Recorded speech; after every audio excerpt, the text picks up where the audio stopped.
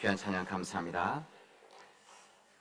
지난 6일 우리 권사에서 1년에 한 번씩 있는 야유회가 있었습니다. 그래서 부안 채석강에 갔었습니다. 우리 목회자도 함께 갔었는데 우리 권사님들과 함께 맑고 푸른 바닷물도 보고 시원한 바람도 쐬고 또 기쁨도 나눌 수 있는 귀한 시간이 있었습니다. 특히 이번에 거기 갔더니 갔다 오신 분들이 많이 있으실 텐데 한번 갔다 와 보십시오. 추천드립니다. 가서 이번에 갈 때 아침에 갔기 때문에 물이 다 빠져서 거의 채석강을 이렇게 제대로 볼 수가 있었습니다. 제가 30년 전에 학생들 데리고 간 적이 있었는데 서울에서 그때는 일부만 보고 왔다가 이번에 가서 보니까 너무너무 좋더라고요. 그때도 서해안에 이런 아름다운 데가 있었구나 느꼈는데 이번에 전체를 이렇게 돌면서 너무너무 아름답다 이것을 느낄 수가 있었습니다. 여러분 알다시피 거기는 격포항 바로 옆에 있죠. 격포항 바로 옆에 있는데 거기에 긴 방파제가 있었습니다.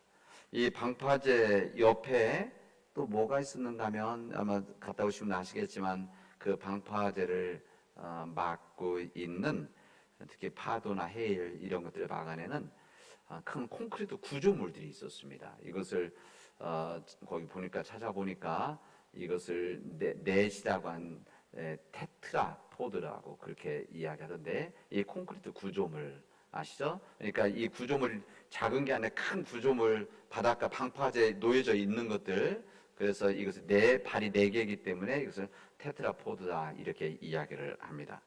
이 테트라포드의 역할은 주로 이 바닷가라든지 또 방파제 이런 곳에서 이 파도가 끊임없이 여기 계속 방파제 치고 들어오기 때문에 이것을 막기 위해서 때론 태풍이라든지 해일이라든지 이것을 또 쓸려 나가기 때문에 이것을 막기 위해서 이 테트라포드를 설치를 하죠. 그래서 아마 가는 곳곳마다 아마 이런 것들이 있는 거, 여기 사진 보여주신데 이런 것들이 놓여져 있는 것을 여러분 아실 겁니다.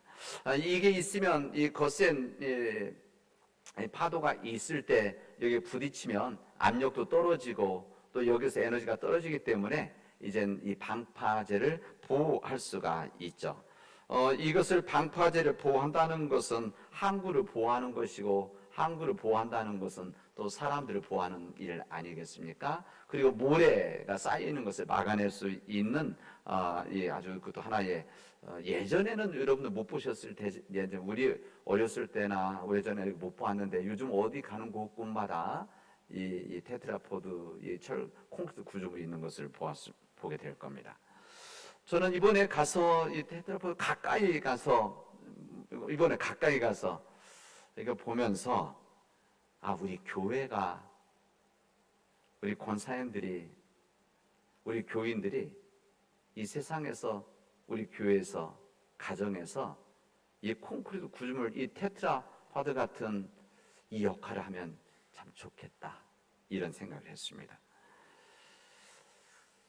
이 파도에서 방파제가 무너지는 것을 막기 위해서 이 콘크리트 구조물을 이렇게 테트라포드를 설치하는 것처럼 지금 우리 사회를 지키고 있는 우리 사회를 유지시키고 있는 윤리, 그다음에 정신, 양심, 평화, 믿음 이런 것들을 무너지지 않도록 지키는 그런 거룩한 이 테트라포드 역할을 하면 너무 좋겠다 이런 마음이 들었습니다. 왜 그런가 하면 이 세상의 탐욕과 교만, 물질 만능주의 그리고 이기심, 쾌락주의 이 세상의 모든 것들이 거센 파도가 되어지고 거센 폭풍이 되어져서 우리 사회를 끊임없이 공격하고 위협하고 있기 때문에 그렇습니다. 당연히 테트라포드처럼 묵묵히 존재함으로 그리고 이름도 빛도 없이 그냥 그 자리를 그냥 피하지 않고 있어 주기만 해도 우리 무너지는 세상을 그래도 막아낼 수 있지 않겠는가?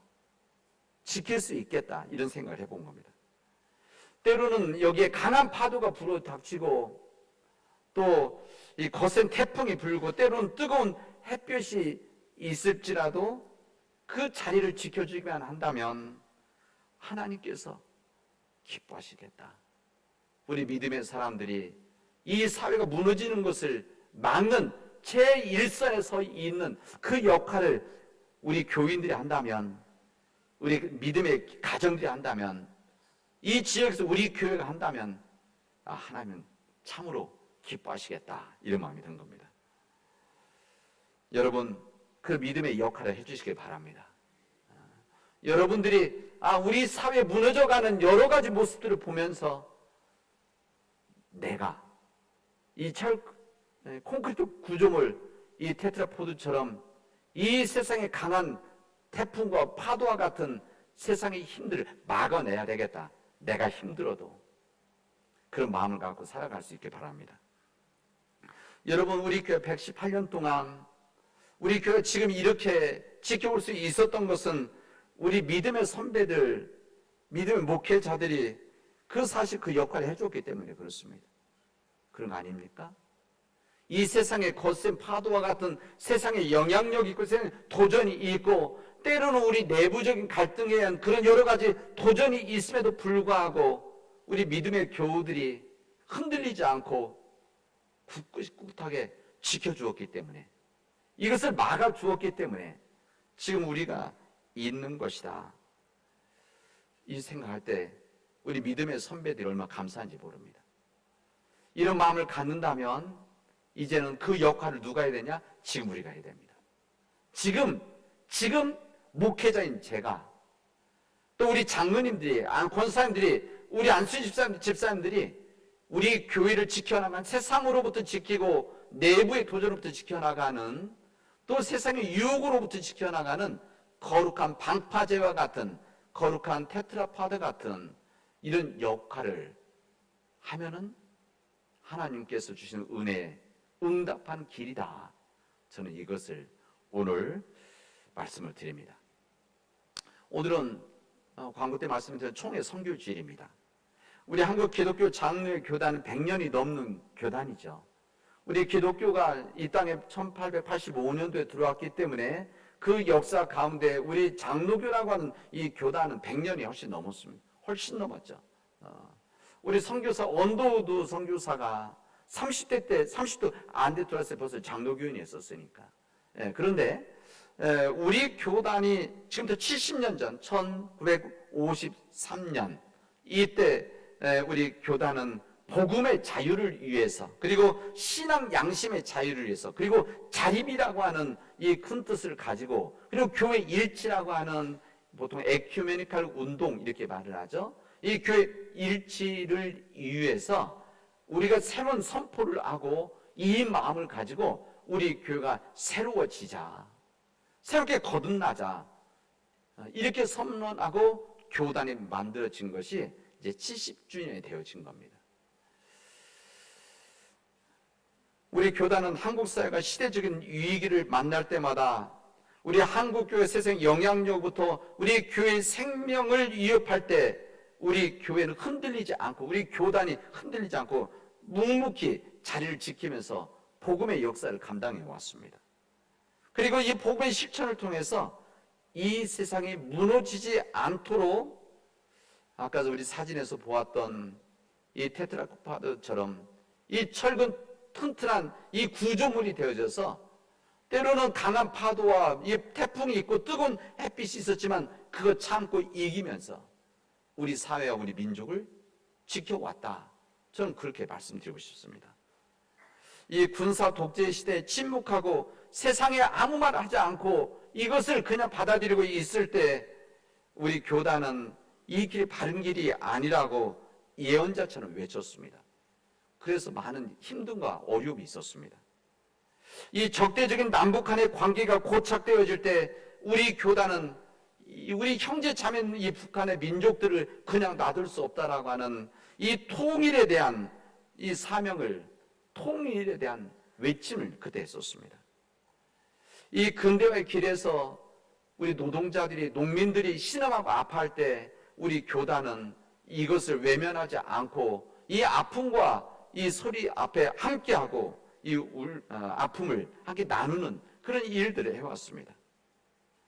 최근 기후변화, 이 기후가 더 심해져서 기후위기, 이제 기후재앙, 이런 변화되는 과정에 있는데, 지금 막 심하게 강하게 위기니까 얘기하고 있는데, 우리 교단 30년 전 벌써 이 환경에 대한 문제를 이야기했었고 경고를 했었고, 특히 여기 있는 우리 여신도회에서 그 일을 생명운동으로 감당을 해왔습니다. 우리 사회는 당연히 여러 부류의 사람들이 있지만 사회에 약자들이 있고 소수자들이 있습니다. 이 소수자들, 약자들이 있을 때 우리 한국 사회가 무시하고, 그래서 이 사람들이 어려움을 당하고 외면당하고 사람들이 모른 체 할 때 우리 교단은 그들을 불쌍히 여기는 마음을 가지고 함께하고 그들을 위해서 기도해 왔습니다. 이런 우리 교단의 역사가 있기 때문에 세상적인 눈으로 볼 때는 우리 교단이 크게 성장하지는 않았습니다. 그런 저는 부끄럽지 않다 생각합니다. 이런 귀한 일을 하였기 때문에 크게 성장하지 못했던 겁니다. 그리고 이런 부담감 때문에 우리 교회를 떠나고 이런 편한 교회 쪽으로 제가 비난하는 것은 아니고, 특히 공무원들은 우리 교회, 우리 교단에 있는 것 자체가 힘들었던 역사가 있었습니다. 그럼에도 불구하고 우리 교단은, 우리 한국교회 중에서 우리 기장교단, 그리고 우리 교회는 그럼에도 불구하고 이 복음의 정신을 지키고 이 세상이 무너져가는 위기에 있을 때마다 이 방파제를 막는 이 테트라파드처럼 그런 역할을 함으로 우리 한국교회를 지키고 우리 남원을 지켜왔다. 그래서 우리 교회가 자랑스러워도 된다. 그리고 우리 총회가 우리 교당 제일이다. 저는 그 얘기 절대 하지 않습니다. 그럴 필요도 없습니다. 그러나 그 일에 우리 교단이 쓰임받고 있다는 것이 감사하다. 이 말씀을 오늘 총회 선교주의를 맞이해서 여러분 나눕니다. 우리 시대 이 테트라파드 같은 이 주님의 청지기들이 있었던 것처럼 우리 시대 역사에는 항상 이런 역할을 하던, 이 방파제와 같은 역할을 하던 사람들, 이 테트라파드 같이 이 방패제를 맡고 있었던 사람들이 있었어요. 이들이 바로 주님의 종들이었습니다. 이 구약시대는 하나님의 예언자들이 그 일을 감당했었고, 예수님 시대는 주님의 제자들이 이 일을 감당했었고, 그 일은 성령의 이 힘을 얻어 교회들이 이 일을 감당해 왔던 겁니다. 예수님께서 이 세상을 떠나시고 나서 거센 세상에 이 핍박과 공격이 있었을 때 이 복음의 능력으로, 주님의 말씀으로, 하나님 나라의 뜨거운 열정으로 교회와 믿음의 삶을 막아냈던 여러 많은 사람들이 있었는데, 그 중에 한 사람이 바로 사도 바울입니다. 오늘 우리가 읽었던 본문의 말씀입니다. 우리 심리학, 일반적인 심리학, 발달 심리학에서 말할 때 사람들의 커나가는 과정, 정신으로 성숙해하는 과정을 여러 모양으로 분류를 해서 설명을 합니다. 예를 들면 더 쉽게 사람들이 설명할 때는 우리 청소년이 어렸을 때는 봄과 같고, 우리 청년기들은 여름철과 같고, 이 작년이 되어지면 이 가을철이 되어지고, 노년기 되어지면 이 겨울철이다. 이렇게 이런 분류들을 해서 우리 인간상을 분류를 합니다. 그러나 우리 기독교, 우리 기독교에서 분류하는 방법은 딱 두 가지입니다. 예수 그리스도를 알기 전과 예수 그리스도를 안 후에, 이렇게 나오십니다. 예수 그리스도를 알기 전, 예수 그리스도 영접하기 전, 예수 그리스도 고백하기 전에 그런 사람과 예수 그리스도를 믿고 그리스도로 고백하고 그 이후의 삶으로 우리 분류되어진다. 예수 그리스도를 알기 전에는 내가 내 삶의 중심이었다고 한다면, 내 자신만을 믿고 살아가는 인생으로 살았다고 한다면, 그래서 이후의 시간은 예수님을 믿고 예수님을 나의 주님으로 삼고 예수님을 의존하고 신뢰하며 살아가는 삶, 이 두 부류의 삶으로 살아가고 있다, 그런 이야기입니다. 여러분, 교회 다닌다고 해서, 오랜 시간 교회 다닌다고 해서 이 모든 우리 인생 예수님을 믿고 예수님을 진심으로 의지하고 살아가는 것은 절대 아닙니다. 어느 신학자가 그런 이야기를 했어요. 하나님을 믿는 자들에게 있어서 예수님을 믿는 자 가장 어려운 것이 무엇이냐? 예수님을 믿는 일이다, 이렇게 이야기했습니다. 아이러니한 이야기죠. 예수님을 믿는 사람들, 크리스찬들이죠. 이 가장 힘든 일이 뭐냐? 예수 그리스도를 믿는 일이다. 때로 우리가 믿는다고 생각하고 믿는다고 이야기하지만 진정 예수를 믿는 삶으로 내 인생이 전환되어지는 삶을 살아가고 있느냐, 이것은 또 다른 이야기라는 겁니다. 우리 자신을 생각해 볼 수 있기를 바랍니다. 오늘 사도 바울은 예수 그리스도를 알기 전의 인생과 그래서 안 후의 삶이 바뀐 전환되어지는 이 정점이 오늘 본문의 말씀입니다. 본문은 이렇게 시작합니다. 사울은 여전히 주님의 제자들을 위협하면서 살기를 띄우고 있었다. 오늘 본문에 위협과 살기가 있었다. 그는 대제사장에 가서 다마스커스에 있는 지금 다메섹, 우리 성리 다메섹, 지금 다마스커스, 여기 있는 여러 회당으로 보내는 편지를 써달라고 하였다. 그런 그 도를 믿는 사람들, 이 도를 믿는 사람 누굽니까? 예수 그리스도의 말씀, 복음을 믿는 사람들입니다. 이 도를 믿는 사람들은 남자나 여자나 가리지 않고 닥치는 대로 묶어서 예루살렘으로 끌고 오려는 것이었다. 이렇게 이야기합니다. 사울은 그런 사람이 있었습니다. 사도 바울 이전의 사울은 이런 열정을 가지고 있는 사람이었습니다. 열심을 가지고 있었죠. 근데 그 열정과 열심의 방향이 달랐던 겁니다. 내용이 달랐던 것이죠. 그런 양심의 가책도 없이 정의의 이름으로 예수 그리스도를 믿는 그 사람들, 이 사람들 핍박하고 이들을 위협하고 이들을 붙잡아가는 일을 자기 최고의 일로 여겼던 사람입니다. 이게 바로 그가 가지고 있던 소신이었던 것이죠. 우리가 오늘 읽은 본문 바로 앞장 8장에는 사울이 그의 죽임당함을 마땅히 여기더라. 안수집자 중에 한 사람 첫 번째 승계했던 이 스데반이 죽어가고 있는 것을 마땅하게 여겼다. 이렇게 이야기합니다. 그런 사울이었다는 겁니다. 그런 사울. 이 사도행전에는 이 바울이 그리스도를 믿는 삶을 전환되는 이야기들이 3번 반복이 되어집니다. 그러니까 오늘 읽은 9장에도 나오고 후에 다시 재판받는 과정에서 교회 속에서 예루살렘에서 설명하고 22장과 26장에 이렇게 나옵니다. 그래서 이 사도 바울이 어떤 마음을 어떤 삶을 살았느냐를 우리가 알려주는데 26장에는 이렇게 이야기합니다. 사실 나도 한때는 나사렛 예수의 이름을 반대하는 데에 할 수 있는 온갖 일을 다 해야 되는 생각을 했다. 그러니까 예수님을 믿는 사람들을 이 사람들 붙잡고 핍박하는 일을 내가 할 수 있는 모든 일을 해야 된다라고 생각했던 사람입니다. 이렇게 이야기하는 겁니다. 이 사도 바울은 공부를 많이 했던 사람입니다. 그 당시에 가말리엘 제자라고 하는 것은 최고의 학부를 다녔다 이런 이야기고, 그런 바리새인에다가 이런 지도 자질을 갖고 있었고 로마 시민권까지 가지고 있었던 사람입니다. 대체 이런 사람들은 이 공부를 많이 하고 생각을 많이 한 사람들은 생각을 많이 하기 때문에 행동으로 잘 하지 않습니다. 뭐 지금도 마찬가지죠. 근데 이 사도 바울은 이 사울일 때 완전 반대 행동으로 보였던 사람입니다. 그래서 예수님을 믿는 사람들을 심지어 해외에 있는 이 다메섹에 가서 잡으러 갔던 것이죠. 그런 자기가 올바른 길을 걸어가고 있다고 생각하고 옳지 못한 길을 걸어가는 사람들을 시정해주고 고쳐주기 위해서 그런 열정을 해서 갔던 것입니다.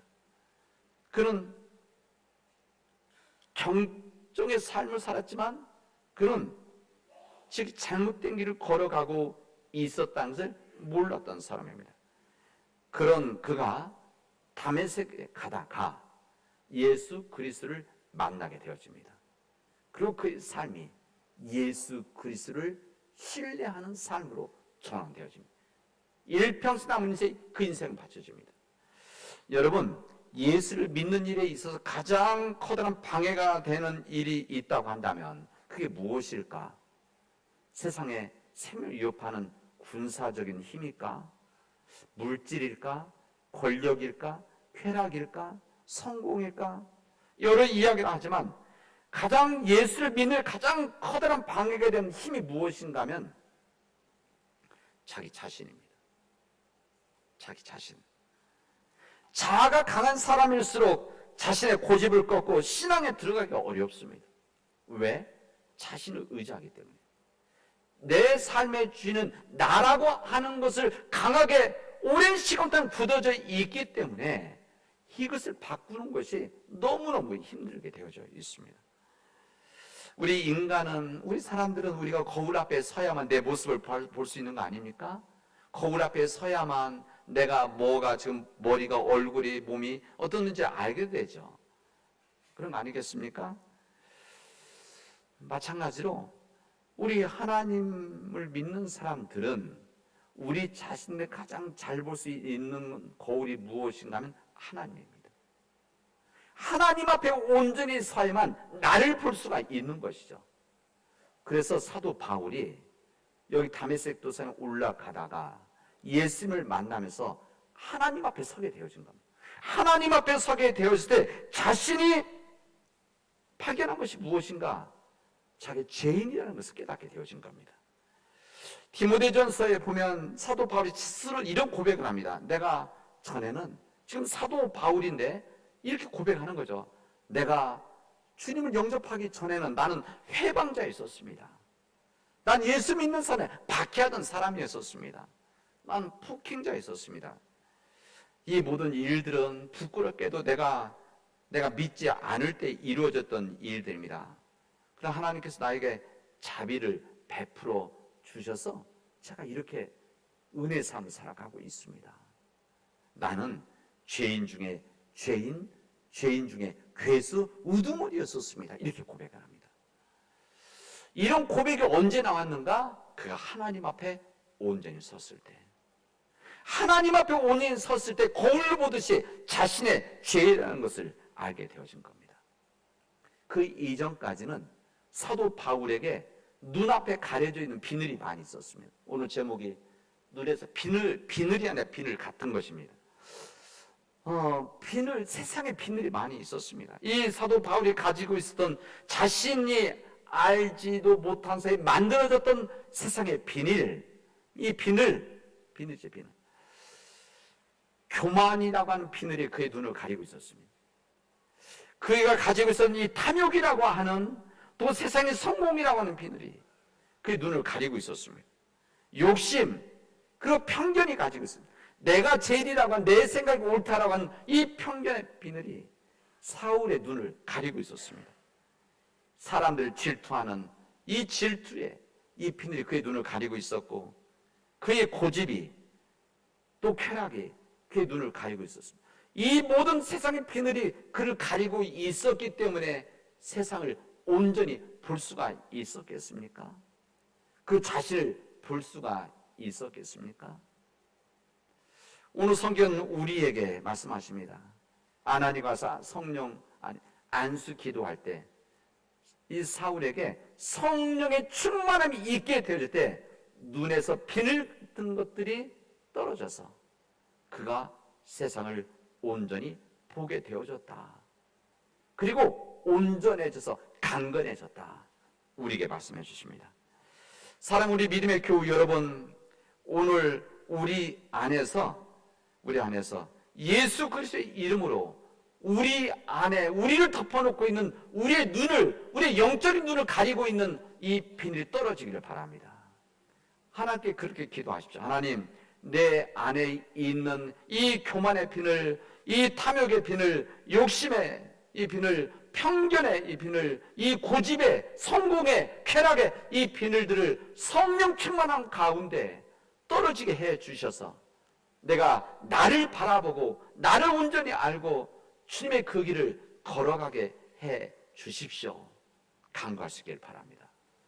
하나님께서는 우리의 이 간구 앞에 응답하시게 되어질 겁니다. 성령이 임하게 되어지면, 오늘 성령 강림 주일에 두지 좀 하시는 이 성령이 우리에게 임하게 되어지면 내 마음 안에서 이 성령의 이 세상의 비늘이 떨어지게 내 안에 주님이 주시는 기쁨이 없는 기쁨이, 무기력 속에 있는 사람들에게 이 주님의 능력이, 이 세상 피하고 있던 웅크리고 있던 사람들에게 주님의 용기를 주실 것을 우리에게 약속해 주십니다.